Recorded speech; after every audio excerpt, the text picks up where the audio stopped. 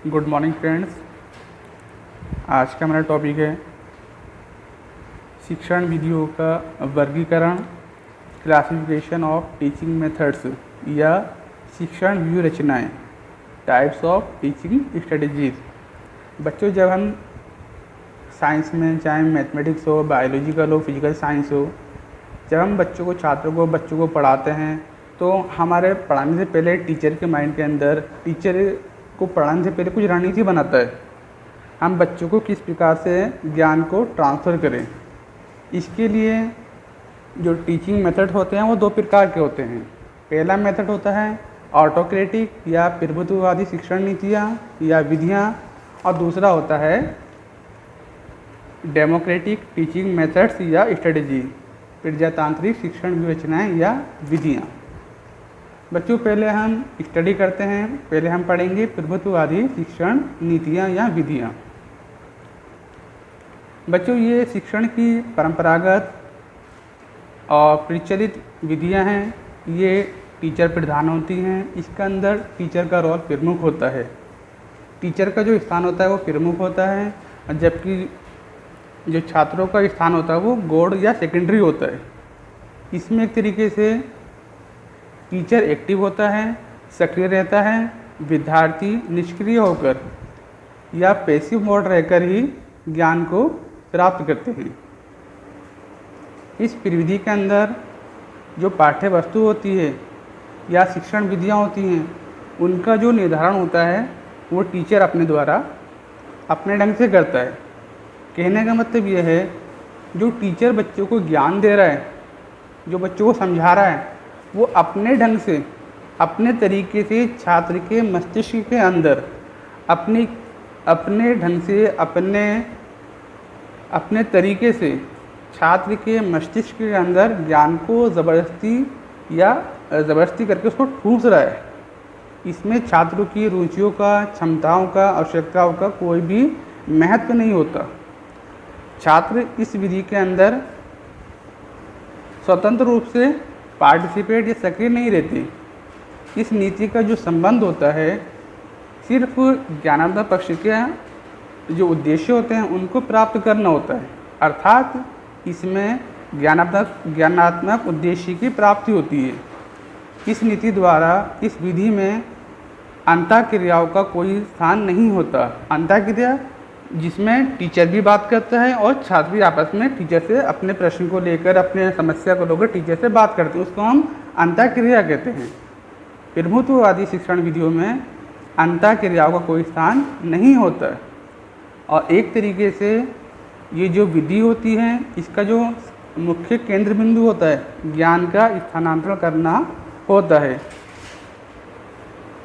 और इस विधि के अंदर जो मुख्य प्रविधि है, इस विधि के अंदर जो मुख्य प्रविधि है वो मौखिक संप्रेषण है, मतलब वर्बली कम्युनिकेशन है, और छात्र रटने पर ही निर्भर रहते हैं। इसमें अध्यापक स्वयं व्यस्त रहकर लगभग 70% समय शिक्षक वार्तालाप में लगाता है, जिसमें छात्रों को तथ्य एवं विश्वास दिया जाता है। और ये जो विधियाँ होती हैं, ये जो शिक्षण व्यू होते हैं, इसमें स्मृति स्तर का, मतलब मेमोरी लेवल का ही शिक्षण प्रदान किया जाता है। और इस व्यू द्वारा, इस मेथड द्वारा छात्रों को सामाजिक एवं सांस्कृतिक मूल्य एवं अभिवृत्ति का ज्ञान प्राप्त होता है।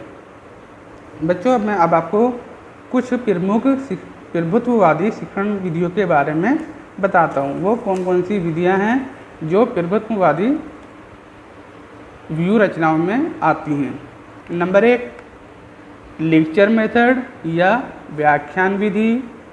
नंबर 2, डेमोन्स्ट्रेशन मेथड या प्रदर्शन व्यू रचना या अथवा विधि। तीसरी है आपकी ट्यूटोरियल स्ट्रेटजी और मेथड, अनुवर्ग अथवा ट्यूटोरियल व्यू रचना। और फोर्थ बच्चों, प्रोग्राम्ड इंस्ट्रक्शन अभिक्रमित अनुदेशन व्यू अथवा रचना। बच्चों अब हम बी पार्ट की बात करते हैं, जिसमें प्रजातांत्रिक शिक्षण व्यू रचनाएं, जिसको हम प्रजातांत्रिक शिक्षण व्यू रचना और डेमोक्रेटिक टीचिंग स्ट्रेटजी कहते हैं। बच्चों ये जो प्रजातांत्रिक शिक्षण विधि या व्यू रचनाएं होती हैं, ये छात्र केंद्रित होती हैं। इसमें छात्र स्वयं पाठ्य वस्तु का निर्धारण करते हैं। इस विधि के अंदर टीचर का स्थान गौण रहता है। अध्यापक केवल एक निर्देशक, मित्र तथा सहायक का कार्य करता है। इसमें छात्रों की अंतःक्रिया पर बल दिया जाता है।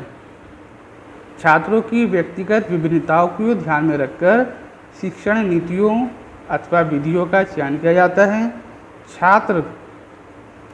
छात्र की रुचियों, क्षमताओं, आवश्यकताओं को सर्वोपरि किया जाता है। इस प्रजातांत्रिक शिक्षण व्यू रचना द्वारा स्मृति स्तर, बौद्ध स्तर और चिंतन स्तर, मतलब memory, understanding and reflex level का शिक्षण शामिल होता है। इन व्यू रचनाओं द्वारा या प्रजातांत्रिक शिक्षण विधि द्वारा ज्ञानात्मक उद्देश्य के साथ साथ भावात्मक तथा क्रियात्मक उद्देश्यों की प्राप्ति होती है। ये विधि अथवा नीति छात्रों को अधिक स्वनिर्देशित एवं स्वयं उत्तरदायित्व बनाती हैं और अपने अनुभवों का विश्लेषण करने का अवसर प्रदान करती है। बच्चों कुछ प्रमुख प्रजातांत्रिक शिक्षण रचनाएं निम्नलिखित हैं। नंबर 1 प्रश्नोत्तर या क्वेश्चन आंसर स्ट्रेटजी। नंबर 2 सामूहिक वाद विवाद, ग्रुप डिस्कशन। नंबर 3 अन्वेषण विधि अथवा ह्यूरिस्टिक मेथड। नंबर 4 गृह कार्य और होम असाइनमेंट। नंबर 5 प्रोजेक्ट पद्धति अथवा प्रोजेक्ट स्ट्रेटजी। नंबर 6 पात्र अभिनय, रोल प्लेइंग। और बच्चों लास्ट है आपका मस्तिष्क हलचल, ब्रेन स्टॉर्मिंग। तो बच्चों आपने देखा टीचिंग मेथड या टीचिंग स्ट्रेटजी दो प्रकार की होती हैं। ऑटोक्रेटिक, जिसमें टीचर का स्थान प्रमुख होता है, और सेकंड होती है डेमोक्रेटिक, जिसमें छात्र का स्थान प्रमुख होता है। बच्चों आपकी ये दोनों विधियाँ आपके फिजिकल साइंस, बायोलॉजिकल साइंस और पेडागोजी ऑफ मैथमेटिक्स को कवर करेंगी। Thank you.